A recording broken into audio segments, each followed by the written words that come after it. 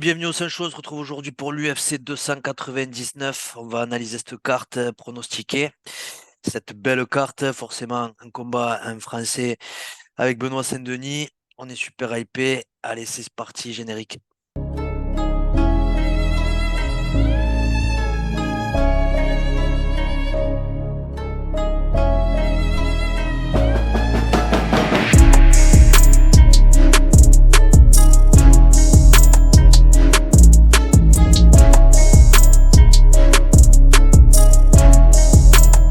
Comme je le disais, un superbe événement qui nous attend ce samedi à Miami, l'UFC 299. La plus belle carte, je pense, qu'on a eue depuis 2024, de loin. Et on commence donc avec le main event, Sean O'Malley contre Marlon Chito Vera.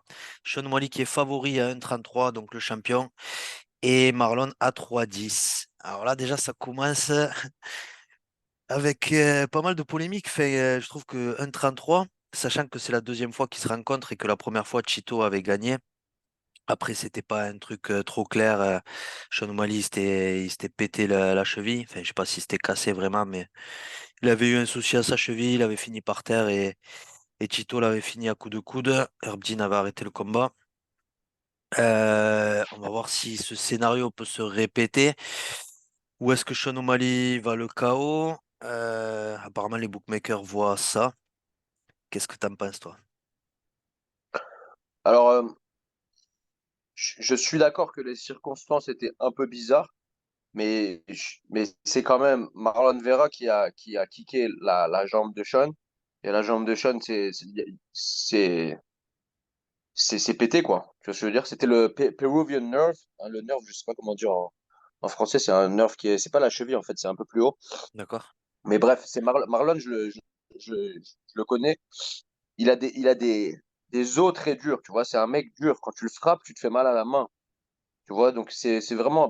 Moi, je suis un peu comme ça aussi, tu vois, j'ai des gros os. Et quand tu vois Marlon, tu vois, quand tu vois Chito, on dirait pas qu'il est super corpulent, etc. Mais si tu roules avec lui, tu t'aperçois vraiment que c'est un tank, le mec.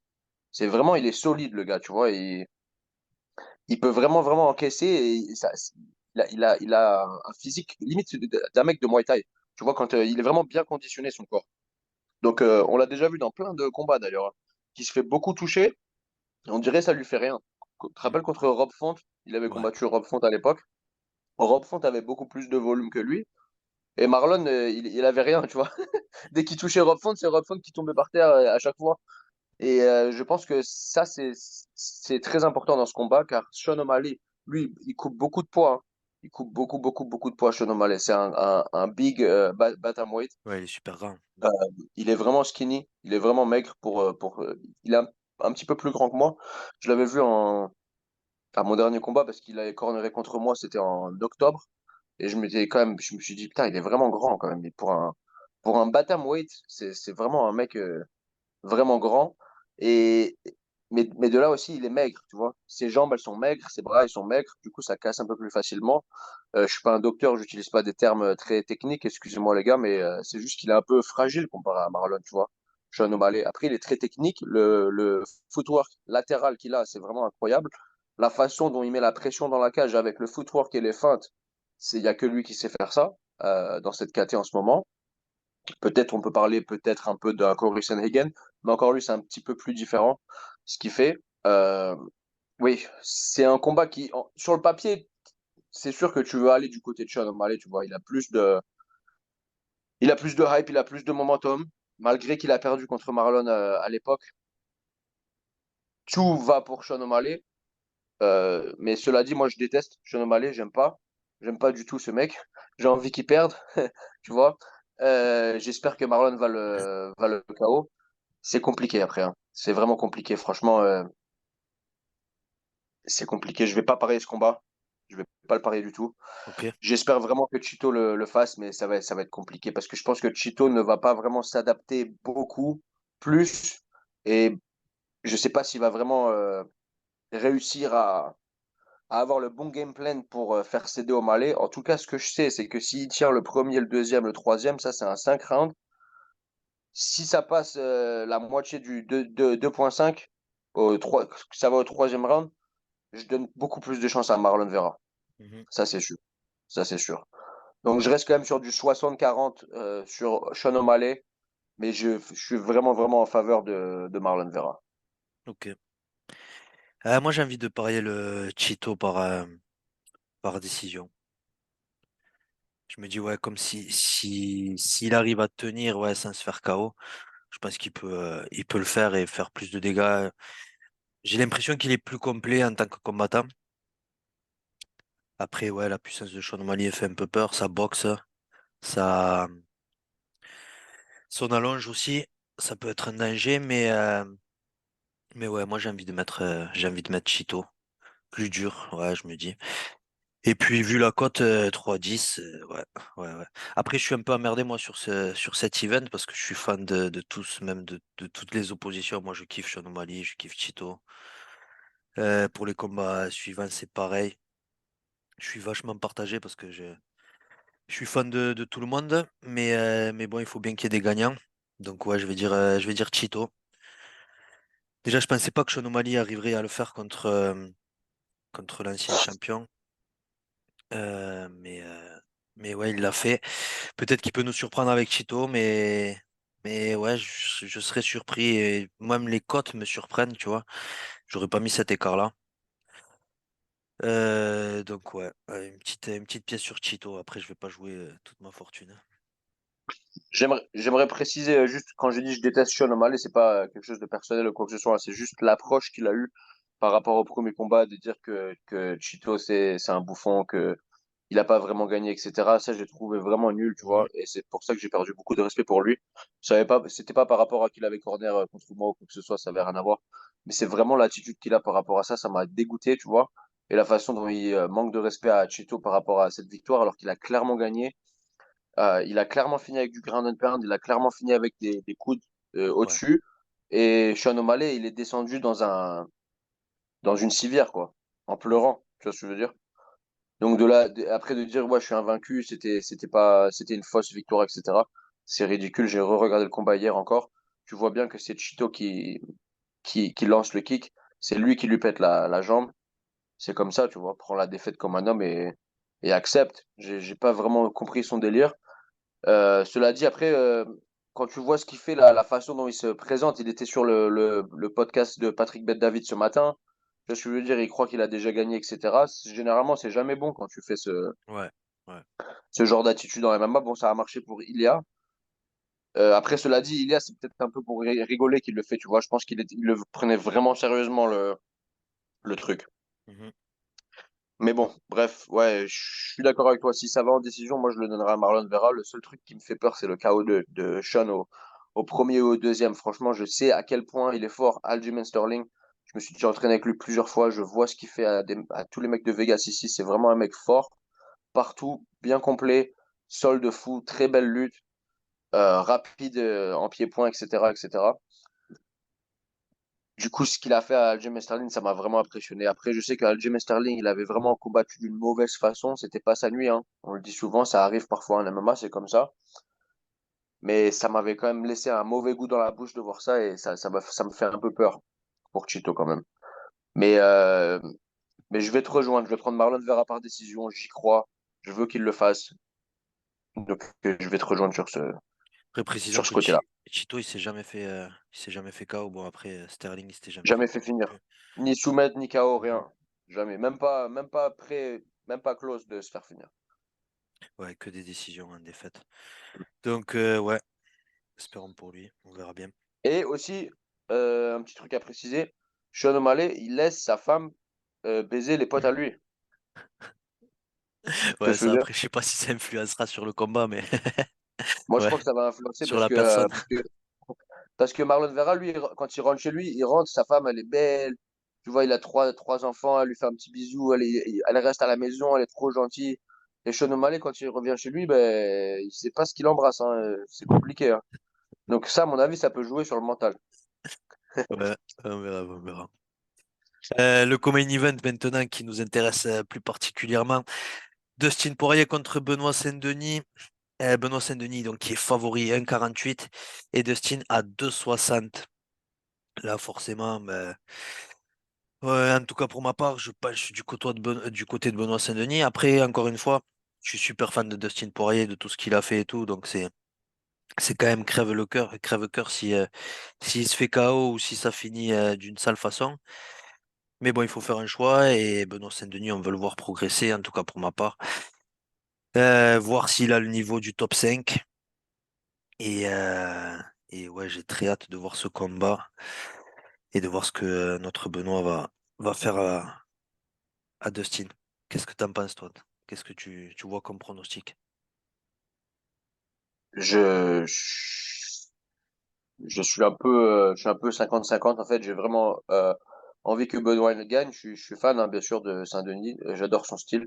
Déjà, moi, je suis un grappleur et j'aime bien la façon dont il met la pression au sol, tu vois. J'adore la façon dont il rentre en lutte, etc. C'est vraiment une belle pression qu'il met. J'ai toujours été fan de ce style, même au début, même à Brave FC, etc. Je regardais ses combats. J'ai toujours aimé quand il combattait en welter à l'époque, j'ai toujours aimé la pression qu'il mettait. Dustin Poirier, ça fait longtemps qu'il combat, tu vois. Ça fait longtemps. C'est un vieux chien. Tu vas pas lui montrer quelque chose de nouveau. Donc tu peux être sûr et certain que Dustin Poirier, il va être prêt, tu vois. Il ressort d'un KO contre Justin Gaethje, mais c'est pas la première fois qu'il se fait KO et qu'il revient. Donc le côté, peut-être il va pas être confiant, etc. Ça, je crois pas. Moi, je pense que Dustin Poirier, il va être à 100%. Il va être là. Il va être confiant. Et ça, je pense que Benoît le sait aussi. Ils vont être tous les deux très bien préparés. Euh, un co-main en 3 rounds ou en 5 rounds? Laisse-moi vérifier parce que j'avais entendu parler.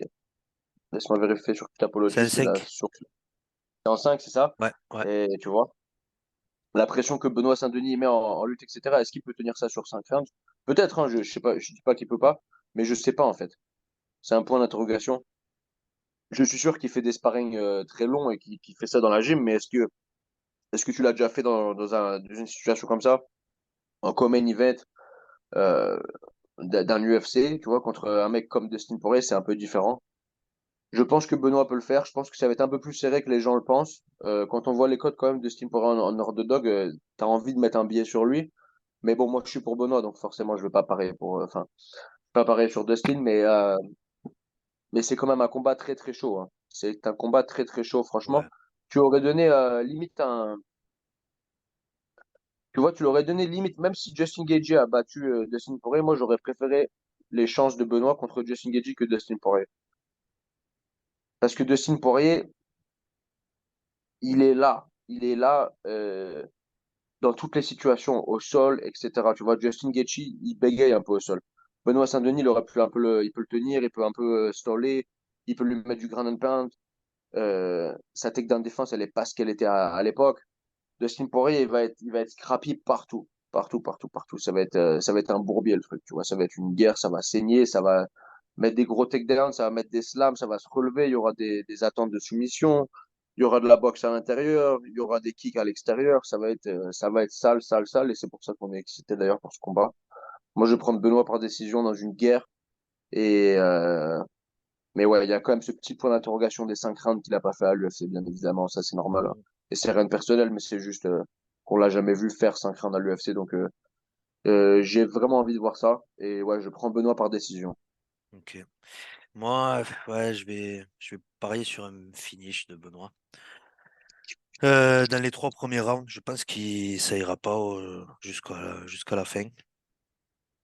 Je pense qu'il va le faire craquer, ouais. Enfin, j'espère aussi, mais je pense que Benoît Saint-Denis peut l'avoir à l'usure, à Dustin. Mais beaucoup de volume, beaucoup de pression. Et je pense qu'il va commencer fort d'entrée comme il a fait contre Matt Frevola. Ouais. Pas le laisser respirer. Et ouais, qu'il peut l'avoir ouais, dans les 3 premiers. Mais je vois bien un finish au deuxième. Une soumission ou un KO pour Benoît Saint-Denis, ouais. En tout cas, Dustin, il s'est fait soumettre avant, il s'est fait KO avant, il a déjà perdu des décisions. Donc on sait qu'il peut perdre, tu vois. On sait qu'il y a Mhm. des avenues pour le faire perdre le combat. Ouais, On verra ce qui se passe. En tout cas, moi, je suis très excité pour ce combat. ouais, c'est pareil. On peut descendre ensuite. On a Kevin Holland contre Michael Page. Alors Michael Venom Page, donc qui est connu pour son passage à Bellator. Vous avez pu le voir sur Instagram. C'est le mec qui faisait les célébrations avec les Pokéballs et tous les trucs de l'Akatsuki, de Naruto et tout. Donc il a signé à l'UFC contre un Kevin Holland. Là, c'est pareil, l'opposition, moi, les deux, je les kiffe de ouf. Mais pareil, il faut qu'il y ait un gagnant. MVP, donc Michael qui a 2,05 et Kevin Holland à 1,68. Et là, c'est pareil, j'ai quand même envie de mettre une petite pièce sur Michael, mais c'est chaud. Qu'est-ce que tu vois, toi, pour ce combat? Moi, j'ai Kevin Holland. Euh, Ouais, je me suis déjà entraîné avec Kevin Holland au sol. Il est bon, hein. Il est bon, il a des bonnes soumissions. On l'a déjà vu, il a soumis Michael Chiesa, il a ouais. soumis plusieurs personnes à l'UFC. Michael Page, on l'avait déjà vu bien lutter par contre quand il avait combattu. C'était qui qu'il avait combattu? C'était, je perds son nom, la légende du Bellator, Paul Daly. Il avait combattu Mm, Paul Daly qui est un gros striker qui frappe très fort et il voulait pas boxer avec lui, hein. Il faisait que le ramener au sol. Il s'est transformé en D1 wrestler en un jour quand il a combattu Paul Daly. Et j'ai un petit peu peur qu'il fasse ça à Kevin Holland. On sait que Kevin Holland, sa takedown defense, elle est un peu suspecte parfois. On sait qu'il travaille dessus, etc. Ça s'améliore, mais quand même, j'ai un peu juste cette petite peur que ça soit even au standing, que Kevin Holland ait un peu plus de volume et Michael Page, il veut changer la donne et le ramener au sol. Il est un peu plus vieux, il va être un peu plus fort physiquement. Je pense qu'il a la taille, un peu sur Kevin Holland aussi. Il est quand même plus corpulent. Même si Kevin Holland, il combattait à middleweight, c'était toujours un welterweight, hein. Il peut limite peut-être faire 155, Kevin Holland, hein. mhm. Il est vraiment maigre, hein. Il est pas si grand, pas si lourd que ça. Donc ça me fait un peu peur, mais je vais quand même prendre Kevin Holland par décision, avec un peu plus de volume. Mettons, il défend les takedowns de Michael Page s'il veut mixer un peu ça. Premier combat à l'UFC, quand même grosse pression juste avant le co-main event. Miami, ça va être sold out, ça va être un événement de fou. Il y aura sûrement Donald Trump là-bas, il y aura sûrement du beau monde, quoi. C'est un très bel événement, cet UFC 299. Donc, il y aura vraiment beaucoup de pression sur Michael Page. Et je pense qu'il va avoir un peu de problème s'adapter dans la cage de l'UFC. On l'avait vu ayant des problèmes contre Mike Perry au Bare Knuckle FC. Il avait vraiment, il avait galéré un peu à s'adapter dans cette nouvelle cage. Enfin, c'était un ring. Mhm. Bon, après, c'est différent, c'est le bare knuckle, mais quand même mentalement, il avait eu une différence à s'adapter. Il a été tellement longtemps à Bellator, ça fait plus de 10 ans qu'il est à Bellator. Tu vois, il a Ouais, quasiment fait toute sa carrière là-bas. Il a l'habitude d'être le main event ou il a l'habitude d'être la star de la soirée. Là, ça va être différent. Il y aura toute la pression sur lui. Et Kevin Holland, il est beaucoup plus connu que lui, en tout cas en Amérique. En tout cas, là où ils combattent et puis dans cette organisation. Donc, je vais prendre Kevin Holland par décision. ok, moi je vais dire Michael Page, ouais, par décision. J'ai envie de le voir gagner, je kiffe son délire, mais c'est vrai que c'est compliqué. Pourquoi pas un KO, mais sur Kevin Holland, ça va être compliqué. Euh, je trouve que bon, il le respecte parce que voilà, il a déjà un nom et un beau record. Mais ils lui ont mis Kevin Holland, ouais, pour son premier combat à l'UFC, Ouais. tu vois, ils auraient pu nous régaler à lui mettre un mec un peu moins fort pour au moins qu'il ait un beau KO ou quoi. Ça va être compliqué contre Kevin Holland, mais pourquoi pas. Mais ouais, après, bon, ce qui est bon pour lui, c'est que s'il arrive à KO Kevin Holland, derrière, il peut avoir un mec dans le top 10 ou pourquoi pas un title shot. Ouais, peut-être pas, mais. Après, le truc, c'est qu'ils doivent lui donner un gros chèque, hein, pour le faire sortir de Bellator, venir Oui, ici. oui, c'est sûr. Ils vont pas lui donner un peintre, tu vois, s'ils le payent 150 C'est 000 sûr. par exemple. Ils vont Mhm. pas lui mettre un mec pété, tu vois. Ouais, Donc c'est ouais, je vois normal, ce que ils veulent tu veux dire. l'utiliser. Soit ils vont l'utiliser pour détruire l'image du Bellator et mettre Kevin Holland en avant, ou ils l'utilisent pour que ça soit une nouvelle star comme ils ont fait avec Michael Chandler, tu vois. Ouais, C'est ce qu'ils avaient fait, ils avaient mis Michael Chandler directement contre Dan Hooker. Bon, ça s'est passé comme ça s'est passé. Chandler a réussi à taper Dan rapidement. C'est comme ça, hein. mm, C'est comme ça. Donc, dans les deux cas, c'est bien pour eux parce que s'il perd, il chie sur Bellator. Et s'il gagne, eh ben, ils ont une nouvelle star. Et c'est en clair, plus, il a ouais, c'est une 37 belle ans, ref. Michael Page, donc il n'a pas vraiment de temps à perdre. On va dire il a 2 3 4 ans max là devant lui à l'UFC. Donc, autant utiliser le temps dans leur faveur et il n'y a pas de temps à perdre, hein. C'est sûr. C'est sûr, c'est sûr. Juste avant, une belle opposition aussi, on a Gilbert Burns contre Jake de la Maddalena. Gilbert qui est à 2,15, donc underdog, et Jake à 1,64. Là, pareil, il respecte jamais Gilbert Burns. mais il est là, hein, même c'était contre Khamzat. Il s'est pas démonté et certains diront qu'il a même gagné. Là, contre Jack, c'est chaud parce que Jack a prouvé aussi qu'il savait lutter et qu'il savait que c'était pas juste un boxeur, quoi. Donc, un gros combat. C'est compliqué de donner un pronostic, mais j'ai envie d'aller vers Gilbert Burns, moi. Qu'est-ce que t'en penses, toi? Oui, la dernière performance contre Belal Mohamed, c'était un peu faussé. Bon, bien que il a fait ce qu'il a fait, le combat il s'est passé, mais Mhm. il s'était pété le bras directement hein, dans la première minute du combat. Je crois qu'il avait mal bloqué un kick ou quelque chose comme ça, et pouvait pas utiliser son bras avant. Donc la performance, elle était vraiment, il n'arrivait pas à s'adapter, il n'arrivait pas à trouver son footing dans la cage, il n'arrivait pas vraiment à mettre du volume, il pouvait pas lutter parce qu'il pouvait pas serrer ses mains ensemble. Donc Ouais. c'était une performance qui laissait un peu à désirer. Après, c'est comme ça, c'est le MMA, il s'est blessé, c'est la vie.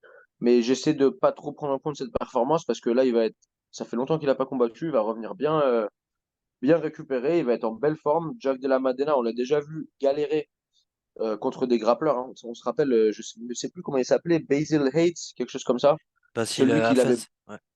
Ouais. ouais, Assil Hafez, ouais, qui avait une lutte pas incroyable, mais pas médiocre. Mhm. Il avait juste une lutte normale, une bonne lutte américaine. Et il a réussi à vraiment bien le contrôler au sol, hein. Moi, je l'aurais donné à. Moi, je pense que Jack, il avait perdu ce combat, tu vois. Mhm. J'avais vraiment pas compris. Je l'aurais pas donné la split décision. Mais de voir ce que lui, il a réussi à faire, je me dis, putain, Gilbert Burns, il peut l'amener au sol et il peut faire beaucoup de dégâts, hein. Il peut Mhm. faire beaucoup de dégâts, que ce soit en ground and pound ou en soumission. On sait que Gilbert Burns c'est un des meilleurs jiu-jitsuka de l'UFC, en pedigree en tout cas, sur le papier. Donc, ouais, moi je prends Gilbert Burns par soumission en fin de troisième ou en fin de deuxième. Ah, Ah je suis ouais? chaud. Ah ok. Ouais. J'aurais dit à la décision, sachant que ouais, Jack, ça fait deux split décisions, donc il gagne ouais, contre Basile Hafez et Kevin Holland juste avant, et juste après, pardon. Oui. Donc ouais, deux split décisions suivies. Et là, contre Gilbert Burns, que je pense qu'il est meilleur que ses deux dernières oppositions, ouais, je dirais décision, ouais, pour Gilbert. Mm. Voilà, ensuite, on a Peter Yan contre Yadong Song. Là aussi, beau combat. Peter qui est favori 1,78, Song Yadong à 1,98. Peter Yan, ça serait bien qu'il gagne. Pareil, mais pareil, j'aime Song Yadong. Pas de chance, hein. Euh, Peter, ça fait trois défaites d'affilée. Donc il en a besoin contre Merab, contre Sean et contre Aljamain Sterling. Bon, pas des peintres très forcément. Et Song Yadong qui grimpe, qui avait gagné contre Ricky Simon et Chris Gutierrez. Je pense que ça peut être un peu juste pour Peter Yan. Je pense que Peter Yan est meilleur. Enfin, en tout cas, il l'était à son prime. Mais voir où est-ce qu'il en est mentalement, non, ce Peter Yan, qu'est-ce que t'en penses, toi? Et il avait pris un gros break, hein. Je crois qu'on C'est l'avait call vrai, out pour ouais. qu'il revienne. Il avait pris un gros break. Ça fait 11 mois Ça et fait deux un semaines, an. ouais. Ouais, un an, ouais. Ouais, un an qu'il n'a pas combattu. Donc, ouais, il va revenir bien revigoré. On a déjà vu Song Yedong galérer. Le Mhm. problème avec Song Yedong, c'est que il est tellement jeune, tu vois, qu'il s'améliore. Il s'améliore vraiment tout le temps, quoi. Vraiment, vraiment, vraiment tout le temps. Il est toujours en train de s'améliorer. Dès qu'il fait des nouveaux combats, il montre de nouvelles phases qu'il ne montrait pas avant. Maintenant, il sait vraiment bien lutter. Il a de plus en plus de pouvoir. Il est de plus en plus rapide. Il a quel âge, ce petit? Eh ouais, 26 ans, tu vois. 21-7 à 26 ans, quand même. Ouais. Ouais, il a de la C'est quelque bouteille. chose, hein. Mm. C'est quelque chose. Donc, ouais. On l'a vu perdre contre Cory Sandhagen. C'était quand même assez serré, ce combat, on se rappelle bien. Malgré tout, Cory Sandhagen gagnait les phases. Il avait perdu le premier round, il gagnait le 2, 3, 4. Et il y a eu cette coupure, il me semble, au quatrième. Donc forcément, ça a été un TKO loss pour Song Yedong. Ça va être serré, hein, ça va être serré. Moi, j'ai de la foi en Peter Yan, je pense qu'il peut le faire. Ça va être encore un combat serré, je pense. Et un combat qui va vraiment se jouer dans la clinch. Peter Yan, il va être un peu plus clean. Il va être beaucoup plus propre en boxe à l'intérieur. Song Yedong, il envoie un peu des overhands, il envoie des gros shots parfois Mhm. où tu les vois un peu arriver. Et c'est comme ça que Corey Sandhagen, il avait réussi à prendre son timing. Et je pense que Peter Yan est un petit peu plus fort que Corey Sandhagen, on se rappelle de leur combat. Il avait battu d'ailleurs. Donc, ouais, j'ai pas trop d'avis technique parce que j'ai pas vu Peter Yan combattre depuis longtemps. Et puis la dernière décision contre Merab, c'était quand même. C'est Merab en plus, tu vois, c'est des combats dégueulasses. Ouais, C'est des combats où le mec, il essaie de te ramener au sol tout le temps, il va de partout, c'est n'importe quoi. clair. Après, je suis fan, hein, mais c'est juste, c'est dur de se baser sur ce combat-là, tu vois, pour faire ses recherches. Et ça fait longtemps qu'on n'a pas vu Peter dans une belle échéance. Donc, ouais, je vais quand même rester sur Peter Yan par décision encore. Ouais, je suis d'accord. Ouais. Je suis d'accord, Peter Yan par décision, ouais. Et puis c'est tout pour la main card. Ensuite, on descend sur la prélim. Il y a des super combats aussi. Le dernier combat, donc, c'est Curtis Blades contre Jelton Almeida. Ça va être tendu. Jelton Almeida qui grimpe les échelons. Qu'on aurait pu voir contre Cyril Gane, mais au final, ça a été Curtis. Curtis qui revient d'une défaite contre Sergei Pavlovich, qui s'était fait KO assez rapidement. Et là, Jelton, ça va être le moment de prouver. Enfin, là, on le connaît pour sa lutte et son sol. Mais contre Curtis Blades, ça va être plus compliqué. Tu penses que Curtis Blades peut le faire, ouais? Là, sachant qu'ils sont tous les deux even, donc à 1,80 tous les deux. La façon dont Jelton gagne ses combats, c'est vraiment avec le wrestling. Ouais, Avec la lutte, il amène au sol, vraiment des ouais, beaux takedowns.